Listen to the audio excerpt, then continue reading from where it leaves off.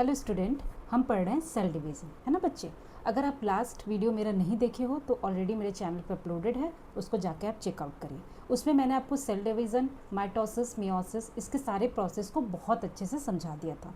और अगर मियोसिस में एरर आ जाता है तो भी क्या क्या चीज़ें होती हैं वो सब भी मैंने अच्छे से आपको बता दिया था। सेल थ्योरी भी मैंने समझाया, प्लीज़ आप जाके उसको चेकआउट करो। आज हमको क्या करना है, उस पर रिलेटेड नोट्स बनाने। जैसा कि मैंने बताया था कि हम नोट्स भी प्रिपेयर करते हुए चल रहे हैं ताकि आपको इसी वीडियो में सारी चीज़ें मिल जाए। ओके बच्चे, तो चलो स्टार्ट करते हैं। हाँ, तो लिखेंगे हम सेल डिवीज़न, यहीं से आज हमें पढ़ना है।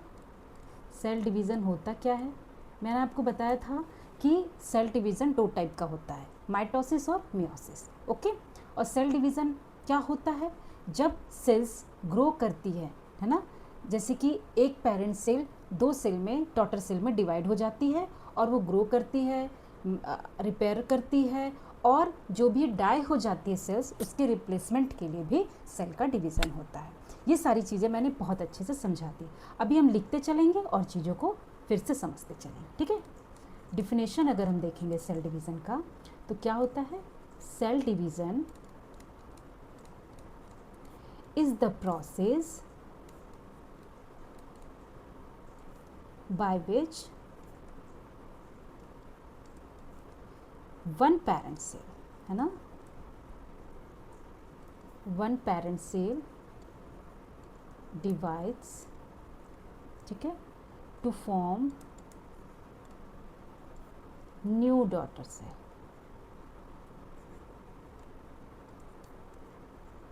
ठीक है, जैसा कि मैंने बताया आपको, सेल डिवीज़न एक ऐसा प्रोसेस है जिसमें एक पेरेंट सेल दो न्यू डॉटर सेल में डिवाइड हो जाता है, तो उस प्रोसेस को हम क्या बोलते हैं, सेल डिवीज़न। ओके, अब ये डिवीज़न होता है तो इससे क्या क्या हेल्प होती है ना। तो it helps living organism to,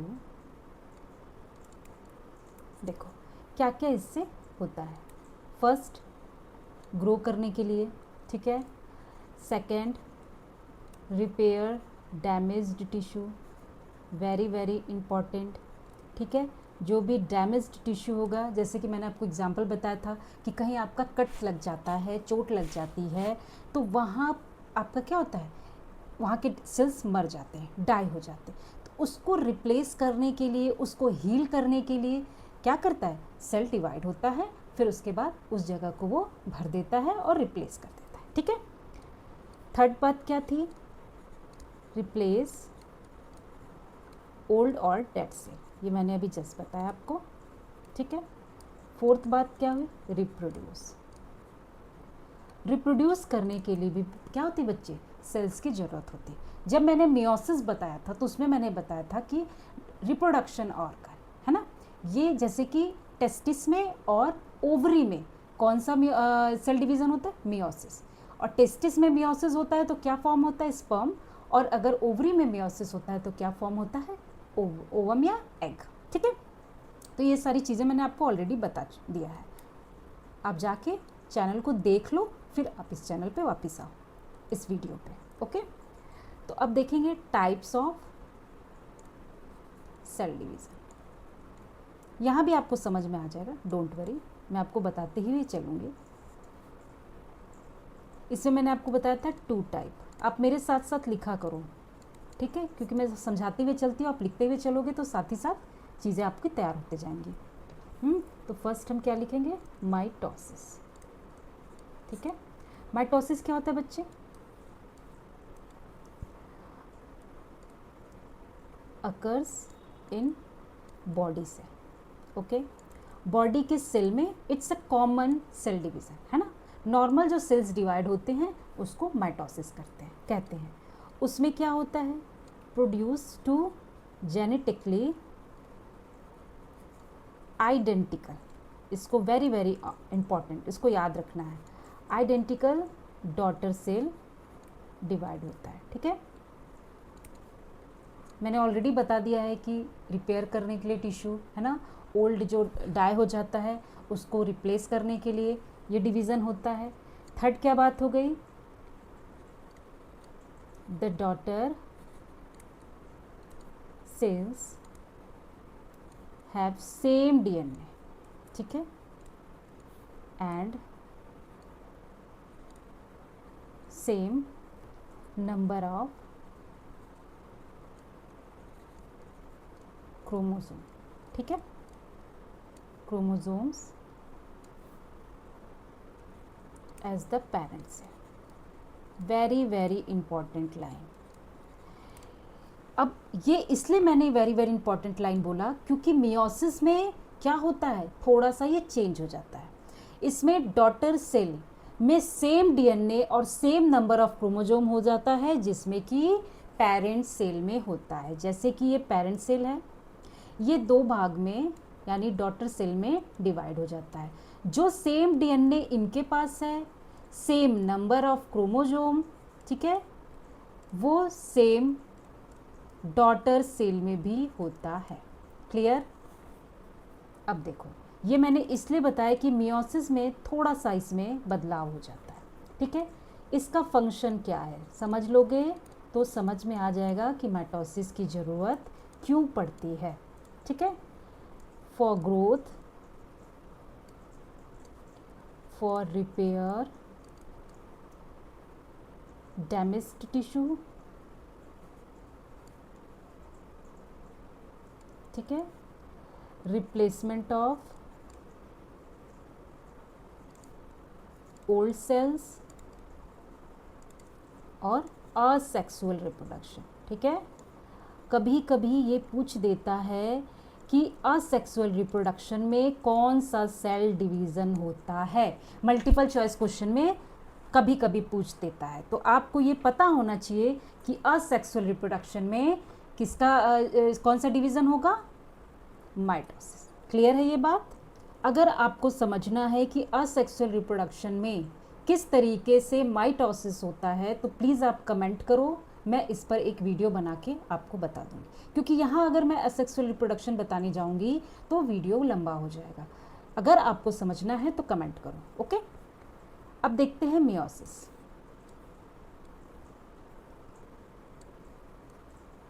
एक हो गया माइटोसिस, दूसरा हो गया मियोसिस, ठीक है। मियोसिस क्या है? अकर्स इन रिप्रोडक्टिव ऑर्गन, ठीक है, ये चीज़ आपको याद रहना चाहिए। देखो, माइटोसिस सेल्स के सारे बॉडी पार्ट में होती है एक्सेप्ट रिप्रोडक्टिव ऑर्गन्स, क्योंकि मियोसिस रिप्रोडक्टिव ऑर्गन्स में होती है। और ये क्यों ऐसा होता है ये मैंने अपने लास्ट वीडियो में बताया है, जाके इसको आप देख लो। और भी मैं थोड़ा बहुत यहाँ पे बताती चलूँगी, लिखा रही हूँ तो, ठीक है। दूसरी बात, प्रोड्यूस, एक सेकेंड, प्रोड्यूस गैमेट, क्या होता है, स्पर्म एंड एग सेल, ठीक है। मतलब गैमेट के फॉर्मेशन में के लिए मियोसिस होता है, स्पर्म और एग सेल, ठीक है, क्योंकि इसको प्रोड्यूस करना है। नेक्स्ट क्या है, क्रिएट्स जेनेटिक वेरिएशंस, यानी कि डाइवर्सिटी, ये मेंटेन करने के लिए मियोसिस होता है ना, क्योंकि जेनेटिक का वेरिएशंस बहुत ज़रूरी है। पेरेंट सेल से उसके डॉटर सेल में कितनी नंबर ऑफ क्रोमोसोम जाने चाहिए, ये सारा चीज़ क्या कौन सा ये मेक श्योर करता है, जेनेटिक इन्फॉर्मेशन। तो इन सब चीज़ों को भी करने के लिए मियोसिस होता है। मैंने बहुत अच्छे से आपको लास्ट वीडियो में पढ़ाया है। अगर मैं यहाँ भी सेम बताऊँगी बच्चे तो वीडियो लंबा हो जाएगा, क्योंकि आज हम नोट्स बना रहे हैं, है ना। द डॉटर सेल्स हैव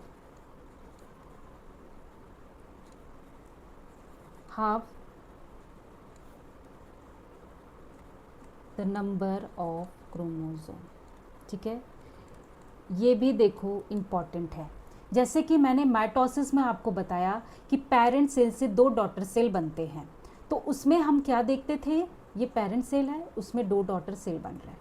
इसमें हम क्या देखते थे कि जो पेरेंट सेल में सेम डीएनए और सेम क्रोमोसोम होता है, नंबर ऑफ क्रोमोसोम, वो एग्जैक्टली डॉटर सेल में सेम होता है। बट यहाँ पे ऐसा नहीं होगा, ठीक है। यहाँ मियोसिस 2 टाइप में होता है, meiosis 1 and meiosis 2, meiosis second, ठीक है। मियोसिस 1 क्यों होता है? क्योंकि यहाँ पे क्रोमोसोम को हाफ करना होता है। सपोज अगर पेरेंट सेल के पास 46 क्रोमोसोम है तो मियोसिस होगा तो यहाँ पे 23 क्रोमोसोम हो जाएगा। और ये क्यों होगा? क्यों अगर नहीं हुआ तो फर्टिलाइजेशन के दौरान जब स्पर्म एग से फ्यूज़ होगा, है ना, तो होने वाले बच्चे में डबल हो जाएगा। अगर मान लो नहीं होता तो इसके पास 46 होता, इसके पास 46 होता, तो कितने हो जाते बच्चे? 92 हो जाते क्रोमोसोम, जो कि बिल्कुल गलत है। अगर ऐसा हो जाता तो बच्चे में प्रॉब्लम्स आ जाते, लेकिन ऐसा ना हो, इधर भी एग्जैक्ट सही नंबर जा सके, इसलिए पहले ही मियोसिस हो जाता है और क्रोमोसोम को हाफ कर दिया जाता है। 23 तो बच्चे में कितना हो जाएगा? 46, जो कि 46 होना चाहिए, है ना बच्चे। ये सारी चीज़ें मैंने बहुत अच्छे से बताई है।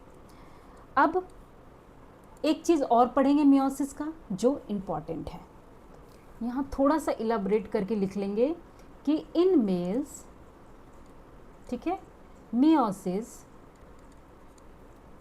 प्रोड्यूस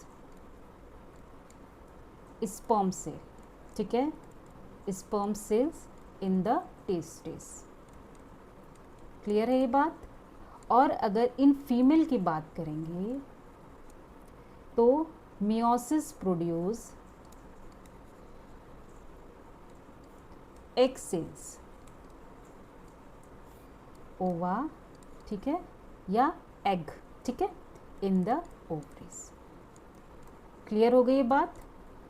ये नोट्स बच्चे मैं इसलिए बनाती हूँ कि कुछ दिन बाद अगर आप भूल जाओ, है ना, आपको, तो आप पेज पलटोगे, थॉरली चेक करोगे अपना नोट्स, तो आपको फटाफट याद हो जाएगा। नोट्स ऐसे ही बनने चाहिए ना।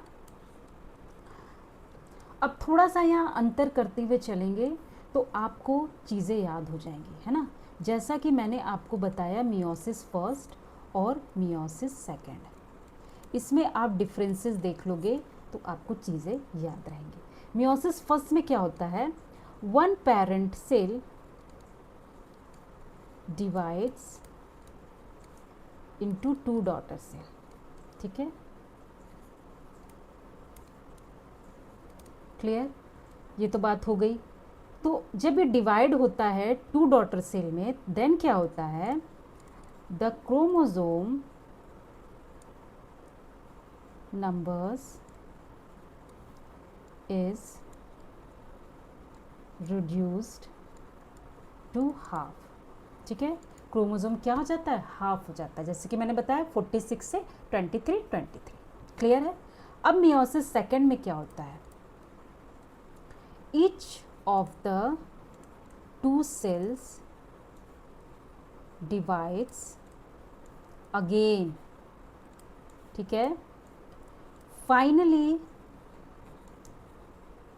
4 daughter cells are formed। Clear है ये बात? जैसा कि मैंने आपको बताया था कि ये 2 डॉटर सेल में डिवाइड होता है तो नंबर ऑफ क्रोमोसोम हाफ हो जाते हैं, 23। अब यही जो सेल है ना, आगे चल के फिर डिवाइड हो जाती है, ठीक है, तो 4 डॉटर सेल बन जाते हैं। और ईच डॉटर सेल में कितने नंबर्स होते क्रोमोसोम? 23। क्लियर है ये बात? और कन्फ्यूज़न हो रहा है तो मेरा लास्ट वीडियो देखो, और उसके बाद भी नहीं समझ में आता है आपको तो आप कमेंट सेक्शन में कमेंट करो, मैं अगेन आपको बताऊंगी। क्लियर? चलो एक चीज़ नोट डाल के लिख लो, एनिमल्स की तो बात हो गई, प्लांट में मियोसिस होता है तो कहाँ होता है? In plant meiosis occurs in the anthers, ठीक है, very very important. To produce, किस लिए? To produce pollen grain। in plant meiosis occurs in the anthers to produce pollen, ठीक है। इसको आप कहीं नोट्स बना के रख लो अच्छे से। क्लियर? तो मियोसिस फर्स्ट और मियोसिस सेकंड बता दी। आपको अब डिफरेंसेस मैं थोड़ा माइटोसिस और मियोसिस में बता देती हूँ, लिख करके नोट्स बना के, ताकि आपको याद रहे, ठीक है ना? तो हम क्या लिखेंगे, डिफरेंस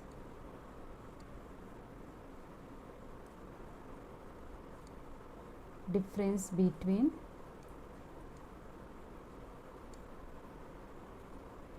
माइटोसिस एंड मियोसिस, ठीक है?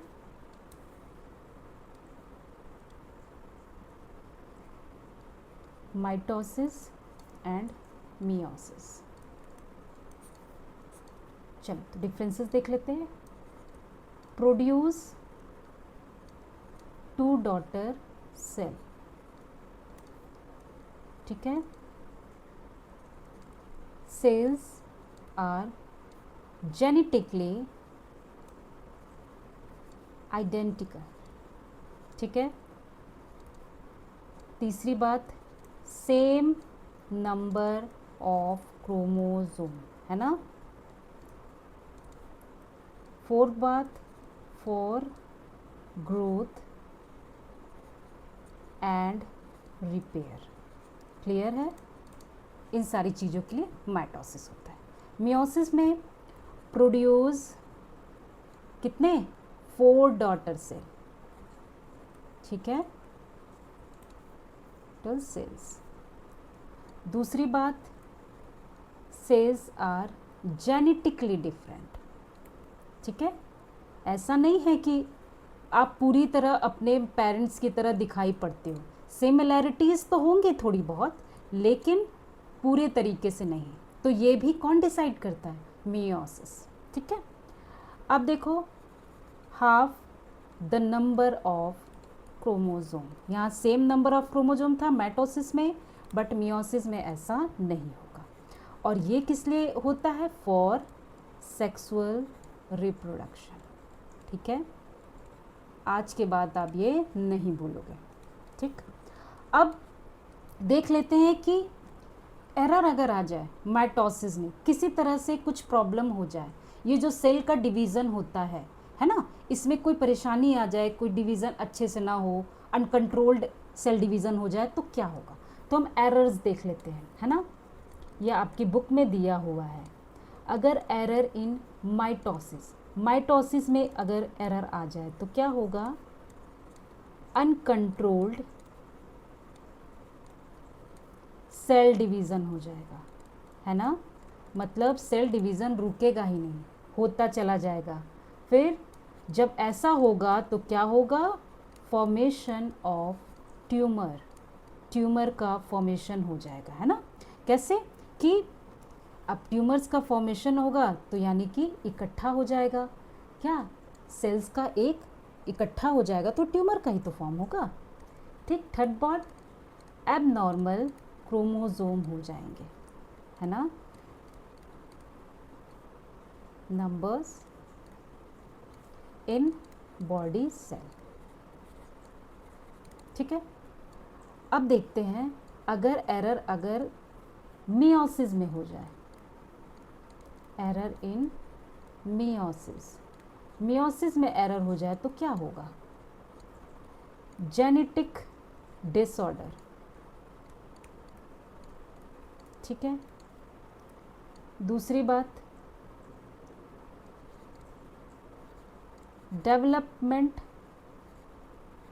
डेवलपमेंटल प्रॉब्लम आ जाएंगे, ठीक है?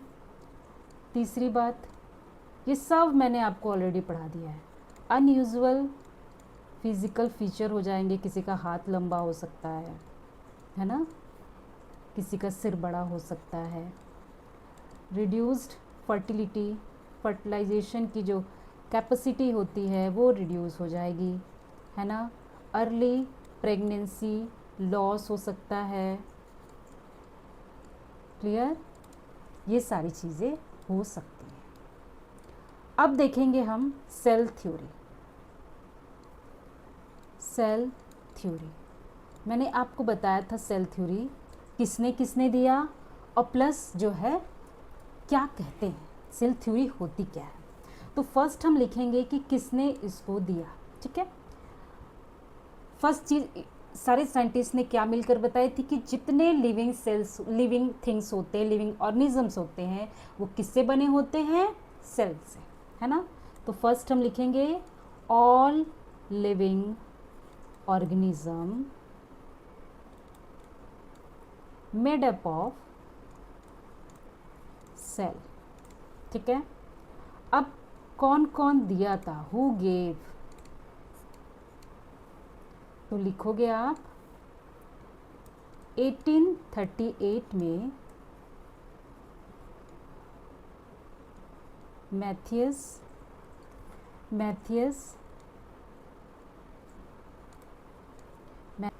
मैथियस स्लीडेन, ठीक है, जो कि कौन थे, बोटैनिस्ट। इन्होंने क्या बताया था कि all plant are made up of cell, ठीक है। फिर आए 1839 में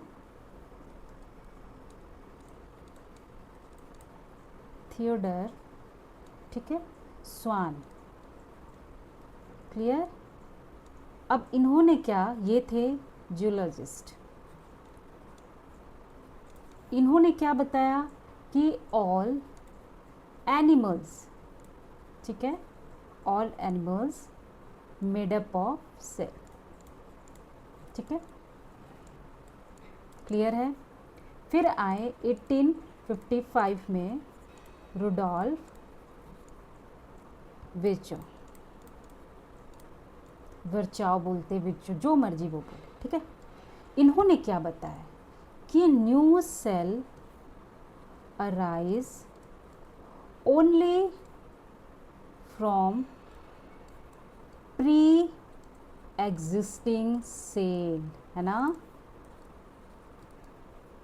उन्होंने क्या बताया कि जितने भी सेल्स अराइज होते हैं वो पहले से होने वाले सेल से ही होते हैं, यानी कि एक सेल ऑलरेडी प्रेजेंट होगा तभी उससे दूसरे सेल आएंगे, यानी सेल डिवीज़न होगा, ठीक है। अब सारे चीज़ों ने देखो टुगेदर, हाँ, सारी जो थ्योरी है, together these discovery form cell theory. ये जो डिस्कवरी हुई इसको बाद में सेल थ्योरी का नाम दे दिया गया, ठीक है। अब देखो थोड़ा सा मैं आपको डिटेल में समझा देती हूँ ताकि आपको याद रहेगा। अगर पहली थ्योरी की बात करें तो पहली थ्योरी क्या थी कि all living organisms are made up of one और मोर सेल, ठीक है। इसका मतलब क्या हुआ कि अगर एग्जाम्पल दे अमीबा, जो कि किससे बनता है, वन सेल से, ठीक है, और ह्यूमन की बात करें तो ये होते हैं ट्रिलियन ऑफ सेल, है ना, क्लियर है बात। दूसरी बात करें तो दूसरी से थ्योरी की बात करेंगे, अगर देखो कंफ्यूज मत होना, जो मैंने आपको ये लिखाया है मैं आपको बता दूँ प्लीज़, आप हो सकता है कि हो जाओ, जो मैंने आपको ये नेम लिखा है ना, मैथियस स्लीडेन बोटैनिस्ट थे, all planter made up of cell, Theodor Schwann जो जूलॉजिस्ट हैं, उन्होंने क्या बताया, all animals made up of cell. 1855 में रुडोल्फ विर्चो आए, उन्होंने बताया कि new cells arise only from pre existing cell. ये इनकी थ्योरी थी, ठीक है, और ये सारे साथ में मिलकर जो इनकी डिस्कवरी थी उन्होंने सेल थ्योरी का नाम दिया। लेकिन ये सेल थ्योरी नहीं है, सेल थ्योरी है मैं आपको नीचे बता रही हूँ। अब पहला सेल थ्योरी क्या था कि all living organisms are made up of one cell और मोर सेल। तो ये पहली सेल थ्योरी थी जिसमें एग्जाम्पल क्या है, अमीबा वन सेल से बना होता है, ह्यूमन ट्रिलियन ऑफ सेल। अब सेकेंड थ्योरी क्या है, the cell is the basic unit of structural and functional. ठीक है, यानी कि जो सेल होते हैं ना वो किसी भी ऑर्गेनिजम्स के बेसिक यूनिट ऑफ स्ट्रक्चरल और फंक्शंस होते हैं। कैसे होते हैं भाई? अगर आप, मैंने आपको क्या बताया था कि सेल से क्या बनते हैं? टिश्यू बनती है। टिश्यू से क्या बनता है? ऑर्गन।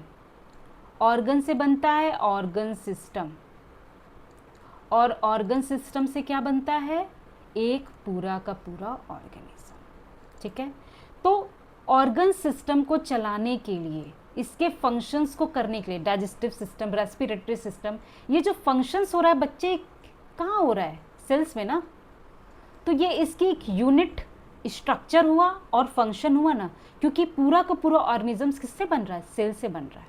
तो सेल से जब बन रहा है तो उसका ढांचा, उस सारी चीज़ें किससे तैयार हो रही है? सेल से तैयार हो रही है। तो उसका स्ट्रक्चरल और फंक्शनल यूनिट हुआ कि नहीं हुआ, है ना। अब तीसरी बात, तीसरी थ्योरी की बात करेंगे। All new cell come from pre existing cell. जितने भी न्यू सेल फॉर्म होते हैं वो ऑलरेडी प्रेजेंट सेल से ही होते हैं। ये बात इन्होंने कह दी। अगर इसको थोड़ा सा डिटेल में लिखोगे तो लिखोगे cells are produce only by the division of existing cell, है ना। यानी कि डिवीज़न होकर ही सेल्स अराइज होते बनते हैं। ठीक है, ये सारी चीज़, यानी आपका सेल थ्योरी ख़त्म हो गया। एक इम्पॉर्टेंट चीज़, एक न्यू मतलब आपके टॉपिक है उसमें, कॉन्टैक्ट इनहिबिशन।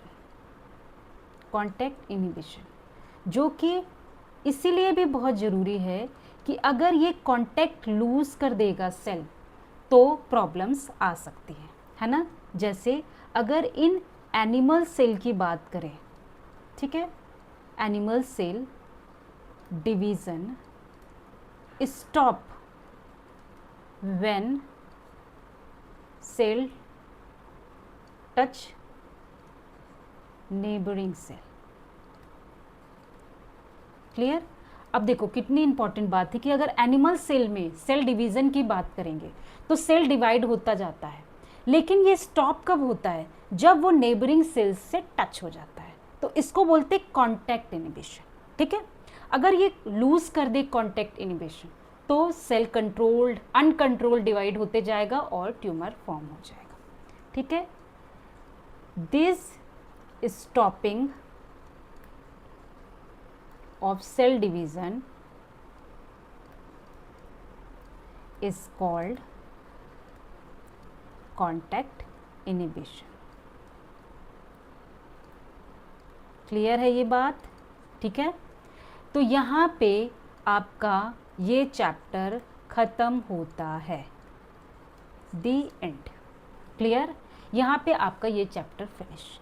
अब आपसे मैं मिलती हूँ नेक्स्ट चैप्टर में, टिश्यूज़ पढ़ेंगे।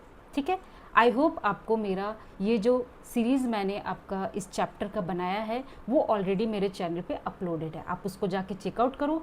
और जब आप ये पूरी तरह से पूरा वीडियो देख लोगे, आपसे मेरा ये गारंटी है कि फिर आप कभी नहीं भूलोगे। ओके बच्चे, आपको मेरा वीडियो अच्छा लगे तो प्लीज़ लाइक शेयर सब्सक्राइब जरूर करना। Thank you so much.